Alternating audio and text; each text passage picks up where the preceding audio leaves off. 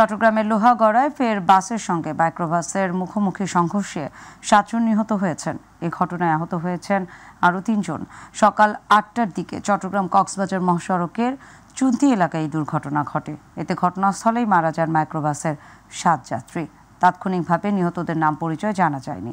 বিষয়টি নিশ্চিত করে লোহাগড়া থানার অপারেশন অফিসার মোহাম্মদ জাহিদ বলেন, খবর পেয়ে পুলিশ ঘটনাস্থলে পৌঁছে গুরুতর আহত 3 জনকে উদ্ধার করে চট্টগ্রাম মেডিকেল কলেজ হাসপাতালে পাঠায়। এ নিয়ে গত 3 দিনে একই এলাকায় পরপর 3টি দুর্ঘটনা ঘটেছে। স্থানীয়রা জানায়, লবণবাহী গাড়ি থেকে পানি পড়ে সড়ক পিচ্ছিল হওয়ার কারণে বারবার এই সড়কে দুর্ঘটনা ঘটছে। ঈদের তৃতীয় দিনেও প্রিয়জনের সঙ্গে ঈদ উদযাপন করতে ঢাকা ছাড়ছে নগরবাসী। আবার অন্যদিকে ব্যক্তিগত কাজে আর ভোগান্তি এড়াতে রাজধানীতে ফিরতে শুরু করেছেন অনেকেই। আজ ভোর থেকে সদরঘাট এবং বিভিন্ন বাস টার্মিনাল এবং কমলাপুর রেল স্টেশন ঘুরে দেখা যায় একই চিত্র। ঈদে লম্বা ছুটি থাকায় স্বাচ্ছন্দ্যে যাত্রা করতে এখনও অনেকে রওনা দিচ্ছেন বাড়ির পথে। অনেকে আবার পরিবার নিয়ে সময় কাটাতে আর প্রকৃতির খোঁজে ঢাকার বাইরে যাচ্ছেন ঘুরতে। কেউ আবার ঢাকায় ফিরছেন। এদিকে লঞ্চ কর্তৃপক্ষ জানিয়েছে, বছর ছুটি বেশি হওয়াতে সাধারণ মানুষ ধীরে ধীরে ঢাকা ছাড়ছে। এখনো ঈদের তৃতীয় দিনে কেউ কেউ প্রিয়জনের সঙ্গে ঈদ উদযাপন করতে ঢাকা ছাড়ছেন, আবার কেউ বা ছুটি শেষে ফিরছেন মহানগরী ঢাকায়। এবারে তাদের খবর জানতে সরাসরি যাচ্ছি মহাখালী বাস টার্মিনালে। সেখানে রয়েছেন আমাদের সহকর্মী আবু সাইদ অপু। আমরা বিস্তারিত জেনে নিব তার কাছ থেকে। অপু, মহাখালী বাস টার্মিনালে ঢাকা ফেরা যাত্রীর সংখ্যা বেশি না ঢাকা ছাড়া যাত্রীর সংখ্যা বেশি? কেমন চিত্র দেখছেন আপনি, আমাদেরকে জানাবেন।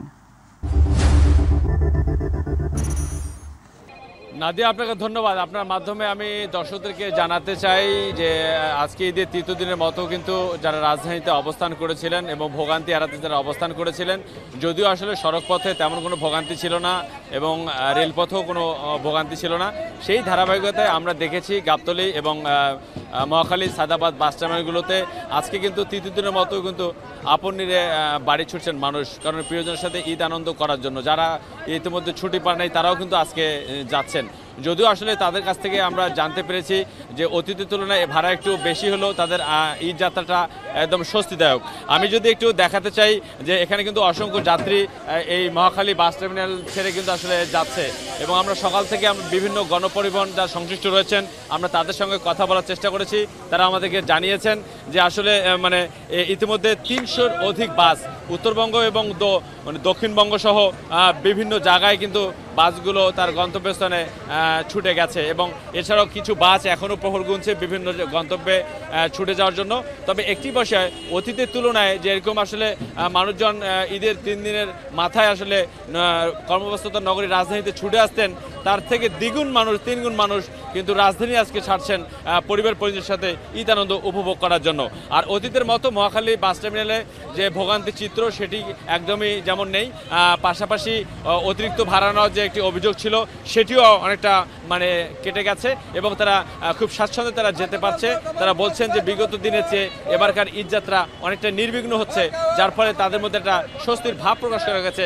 সবার চোখে মুখে ছিল যেন হাসির একটা ঝিলিক। তো মানুষ টিকিট ক্রয় করছেন, আপন গন্তব্যে ছুটছেন এবং যাদের প্রয়োজন কর্মব্যস্ততায় যোগ দেওয়ার তারা কিন্তু আবার অনেকেই কেউ ঢাকা পানে ছুটে আসছেন। তবে ঢাকা পানে ছুটে আসার মানুষের সংখ্যাটা অনেকটা কম।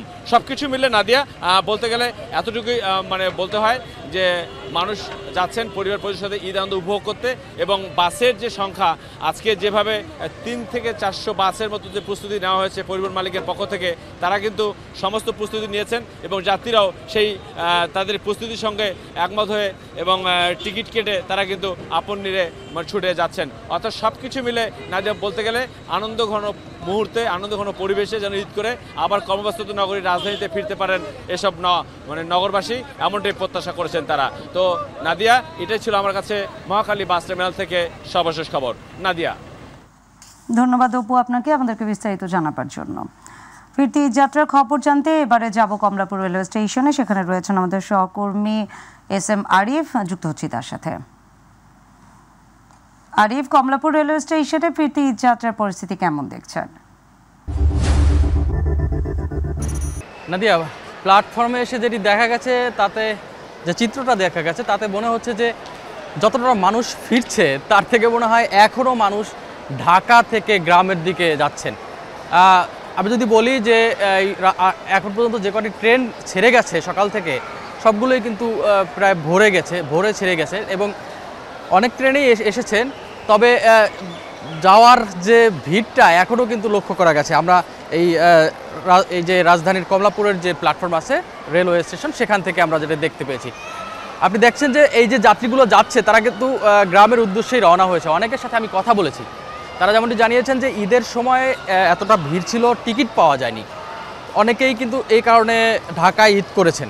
পাশাপাশি অনেকে ব্যবসায়ী রয়েছেন, তারা বলছেন যে ঈদের সময় শেষ দিনেও কেনাকাটা হয়, চাঁদ রাতেও কেনাকাটা হয়, অনেকে সেই কারণে কিন্তু রয়ে গেছেন এবং তারাই আবার এই পরবর্তীতে যে ঈদের যে আনন্দ ভাগাভাগি করতে গ্রামের বাড়িতে প্রিয়জনদের রয়েছে তাদের সাথে যে ঈদের আনন্দ ভাগাভাগি করবেন, সেই কারণে কিন্তু এখন তারা সে গ্রামমুখী হচ্ছেন এবং তারা হয়তো অল্প সময়ের মধ্যে, তারা বলছেন যে অল্প সময়ের মধ্যে আবারও তারা ফিরে আসবেন। তবে ওই যে প্রাণের টান, নারীর টান, সে কারণে কিন্তু এখনও কিন্তু মানুষ এই গ্রামের দিকে ফিরছেন।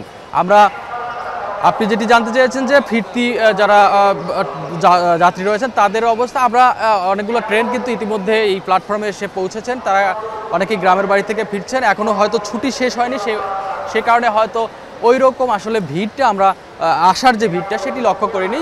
তবে তারা জানিয়েছেন, অনেকেই এসেছেন, তারা বলছেন যে পরবর্তীতে যে ভিড়টা হবে সেই ভিড়টা এড়িয়ে যাওয়ার জন্য কিন্তু এই আগে ভাগে তারা ফিরছেন গ্রামের বাড়ি থেকে এবং পাশাপাশি অনেকের বলছেন তাদের ব্যবসা রয়েছে ঢাকা শহরে, সে কারণেও এই ঈদ দ্রুত সময়ে শেষ করে, ঈদের যে আনন্দ সেটি শেষ করে আবার তারা এই ঢাকায় যে যান্ত্রিক নগর সেখানে ফিরছেন।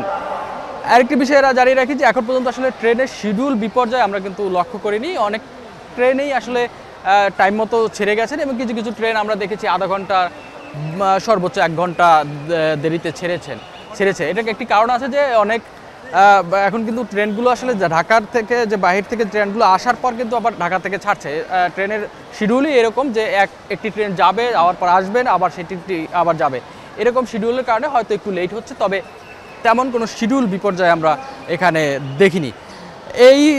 এই যে যাত্রীরা যারা এখনও যাচ্ছেন তাদের মধ্যে অনেকেই রয়েছেন যারা বেড়াতে বলতে ঘুরতে যাচ্ছেন, যে কোনো দর্শনীয় স্থান রয়েছে ঢাকার বাইরে সেগুলোও তো কিন্তু যাচ্ছেন। তারাও আমাদের সাথে কথা বলেছেন যে ঈদের ছুটিটা কাটিয়ে তারা সেখান থেকে ফিরবেন। তো এই ছিল আসলে আমার কাছে এই ট্রেনের সর্বশেষ পরিস্থিতি। আরিফ, আপনাকে ধন্যবাদ। দর্শক, কমলাপুর রেল স্টেশনে আমাদের সঙ্গে যুক্ত হয়েছিলেন সহকর্মী SM আরিফ। চলে যাব পরের সংবাদে। নতুন জামা কাপড় পরে পরিবারের সাথে ঘুরে বেড়ানো কিংবা বন্ধুদের সাথে আড্ডা, শিশু কিশোরদের ঈদ আনন্দ তো এমনই হওয়ার কথা। তবে কারো কারো ভাগ্যে জোটে না এই আনন্দ, বরং ঈদের সময় ভর করে বিষণ্ণতা। বলছিলাম এতিমখানায় বেড়ে ওঠা এতিম শিশু কিশোরদের কথা। বাবা মা হারানো পরিবার ছাড়া বেড়ে ওঠা এসব শিশুর মলিন মুখ জানান দেয় তাদের হৃদয়ে রক্তক্ষরণ, চাপা কষ্ট আর হাহাকারের কথা। SM আরিফের আরেকটি রিপোর্ট।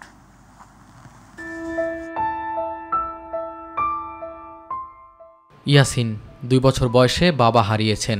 6 বছর আগে জায়গা হয়েছে আজিমপুরের স্যার সলিমুল্লাহ মুসলিম এতিমখানায়। পড়াশোনার শুরুটাও এখান থেকে। এখন তার বয়স 12। পরিবারের সাথে সবাই যখন ঈদের আনন্দে মশগুল, তখন ইয়াসিনের সময় কেটেছে এই এতিমখানায়। হয়তো আজকে বাবা নাই, তাই বাবার সালামি পাইনি, বাবার সাথে ঈদ করতে পারিনি, কষ্ট লাগতেছে। বাট এখানেও তো আমার সবাই ভাইয়ের মতো, তাদের সাথেও থাকতেছে, অনেক মজা লাগতেছে। ইয়াসিনের মতো অনেক শিশু কিশোরের ঈদ কেটেছে কোনো না কোনো এতিমখানায়, যাদের কারো বাবা নেই, কারো মা বাবা দুজনই নেই। পিতামাতাহীন পৃথিবী কতটা কঠিন, যাদের নেই কেবল তারাই এর মর্ম বোঝেন। বাবা ধনী হোক কিংবা বড় লোক সেটা বড় কথা না, বড় কথা হলো বাবা থাকাটা। বাবা এবং মা তারা হচ্ছে পৃথিবীর সবচেয়ে সেরা নিয়ামত। আসলে দুজনের ভিতরে যে কোনো একজন না থাকা যে কত বড় একটা, কত কষ্টের একটা জীবন, এটা একমাত্র আমাদের মতো যারা এতিমখানা দ্বারা থাকছে একমাত্র তারাই বলতে পারবে। রাস্তায় কত অনেক গরিব মানুষ আছে, তাদের দেখতে অনেক খারাপ লাগে। আমিও তো একটা এতিম, এখানে আমার দান করার ইচ্ছা আছে যখন বড় হব। সময়ের সাথে সাথে অনেকেই মানিয়ে নিয়েছেন নিজেদের বন্ধু সহপাঠী আর এতিমখানা সংশ্লিষ্টদের সাথে ঈদসহ বিভিন্ন অনুষ্ঠান পালনের মধ্য দিয়েই আনন্দ খুঁজে নেন তারা। ঈদের সময় বাগানে ঘুরছি, পরে স্যাররা আইসক্রিম খাওয়াইছে, অনেক কিছু খাওয়াইছে, সবার লাগে মজা করে। স্যার ম্যামরা আদর করে অনেক, বাবারে দেখেন নাই, বাবা থাকলাম ভালোই তো। কর্তৃপক্ষ জানায় পিতা মাতাহীন এই শিশু কিশোরদের মাঝে ঈদ আনন্দ ছড়িয়ে দিতে সম্ভাব্য চেষ্টা থাকে তাদের। পরিবারের সাথে ঈদ করা ভাগ্যের বিষয়। এখন যেহেতু আল্লাহ তাআলা তাদেরকে ওই ভাগ্য না দিয়েই আমাদের কাছে পাঠাইছে, আমাদের সাধ্যমতো আমরা যেটা চেষ্টা করি যে ওদেরকে ওই জিনিসটা বা ওই বেদনাটা যেন ভুলায় রাখতে পারি, সেই চেষ্টাটা আমরা অবশ্যই করি। সংশ্লিষ্টদের প্রচেষ্টায় ঈদের এই সময়ে এতিম শিশুরা ক্ষণিকের জন্য হলেও ভুলে যায় অসহায়ত্ব, দুঃখ, কষ্ট এবং যন্ত্রণার কথা, সংসারে বাবা মা না থাকার কথা। এস.এম. আরিফ, মাই টিভি, ঢাকা। বায়ু দূষণে আজও রাজধানী ঢাকার পরিস্থিতি অস্বাস্থ্যকর।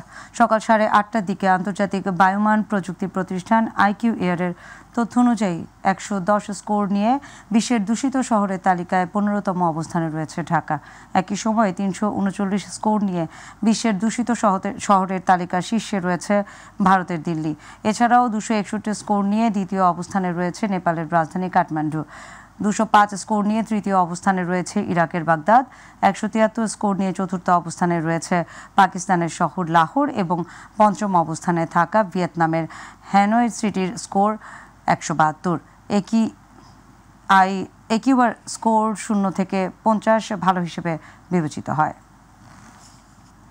এশিয়া মহাদেশের সর্ববৃহৎ যৌনপল্লী রাজবাড়ী জেলা দৌলতদিয়া ঘাটে অবস্থিত। এই যৌনপল্লীতে কয়েক হাজার নারী বসবাস করেন এবং শতাধিক শিশুও থাকেন। তবে এবছর ঈদের আনন্দ নেই এই পল্লীতে। অসহায় জীবনযাপন করছেন যৌনকর্মীরা। সরকারি বরাদ্দ ছাড়া কিছু করার নেই বলে মন্তব্য করেছেন স্থানীয় প্রশাসন। প্রতিনিধি শেখ মমিনের তথ্যচিত্রে আরও জানাচ্ছেন শামস তাবরিজ উচ্ছ্বাস। ঈদকে ঘিরে যেখানে সারা দেশের মানুষ আনন্দ উৎসবে ব্যস্ত, সেখানে রাজবাড়ীর দৌলতদিয়া যৌনপল্লীর চিত্র অন্যান্য দিনের মতোই স্বাভাবিক। এই পল্লীতে প্রায় 1800 থেকে 2000 যৌনকর্মীর বসবাস রয়েছে। 600 থেকে 700-র অধিক শিশু। যৌনপল্লীতে খদ্দের আসা কমে যাওয়ায় মানবেতর জীবনযাপন করছে এই পল্লীর যৌনকর্মীরা। আগে ছিল না, এখন অবস্থা থেকে কিভাবে চলতেছে, কিভাবে খাইতেছে মানুষ, 10 দিন যেভাবে চলতেছে এইভাবে চলতেছে। যদি সহযোগিতা করতো তাহলে সবার জন্য ভালো হতো। সরকারের কাছে যে আমরা এখন অসহায় বয়স হয়ে গেছে, কি করে খাবো, আপনারা যদি না দেন আমরা যাবো কোথায়? চাল কেনার টাকা পাই না, খুব কষ্টে যাইতেছে দিন। অসহায় নারী ভাতের জন্য কান্দে বেড়ায়, কেউ দেয় কেউ দেয় না, পেটে দেখে না। অন্যান্য সময় ঈদকে কেন্দ্র করে নানা উপহার কিংবা প্রণোদনা আসলেও এবার জোটেনি কিছুই। কমেছে আয়, তাই ঈদ উপলক্ষে বিশেষ কিছুই করা হয়নি তাদের। নাগরিকত্ব দেয়া হলেও তাদের সামাজিক অনুশাসনের বেড়াজাল ভেঙে পান না কোনো সুযোগ সুবিধা। এখন ভালো কাটবে না, কারণ আমার কামাই রুজি না, আমার বাচ্চাটারও কিছু দিতে পারতেছি না। এর আগে মেলা কিছু পাইছি, কিন্তু এবার নিজেরাও কিছু কিনতে পারি নাই, ছেলে মেয়েরও দিতে পারি নাই। এমন দিন যায় না খেয়ে দিন যায়, আমরা এবার কাপড় কিছুই মার্কেট করি নেই।